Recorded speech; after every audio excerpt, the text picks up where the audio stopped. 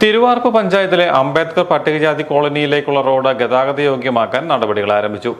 Tar ചെയ്ത് നവീകരിച്ച road 5 ലക്ഷം രൂപ ബ്ലോക്ക് പഞ്ചായത്തിൽ നിന്നും അനുവദിച്ചു എന്ന് പറഞ്ഞ് അതിരമ്പഴ സ്വദേശിയായ കോൺട്രാക്ടർ JCB ഉപയോഗിച്ച് റോഡ് കുത്തിപ്പൊളിക്കുകയും നാട്ടുകാർ ചോദ്യം ചെയ്തതിന്റെ പേരിൽ നിർമ്മാണം നിർത്തിവച്ചിരിക്കുകയുമായിരുന്നു.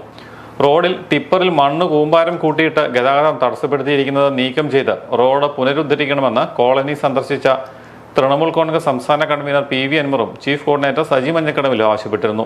നിലവിൽ ടാർ ചെയ്യുന്ന റോഡ് അത് ഇളക്കി മണ്ണിട്ട് ഇവർക്ക് നടക്കാൻ വേണ്ട സാഹചര്യമുണ്ട് എന്ന് പറഞ്ഞപ്പോൾ ഏതായാലും ഇവരുടെ കാര്യം വളരെ കഷ്ടമാണെന്ന് ബോധ്യപ്പെട്ടു. അതോടൊപ്പം തന്നെ PV അൻവർ കോട്ടയത്ത് വന്നപ്പോൾ ഇവരെല്ലാം വന്ന് അദ്ദേഹം കൂടി ഇവിടെ വന്ന് സന്ദർശിച്ചു. കളക്ടറുമായി ബന്ധപ്പെട്ട് കളക്ടറോട് പറഞ്ഞു അടിയന്തരമായി ഇത് മാറ്റി കൊടുക്കാനുള്ള നടപടി നടത്തണമെന്ന് പറഞ്ഞു. ഏതായാലും കോട്ടയം ജില്ലാ കളക്ടർ അത് കാര്യക്ഷമമായി ഇടപെട്ടതുകൊണ്ടാണ് ഇപ്പോൾ ഇവർക്ക് ഈ മണ്ണ് മാറ്റി തൽക്കാലം ഇവിടെ സഞ്ചരിക്കാനുള്ള സൗകര്യം ഒരുക്കി കൊടുത്തിരിക്കുന്നത്.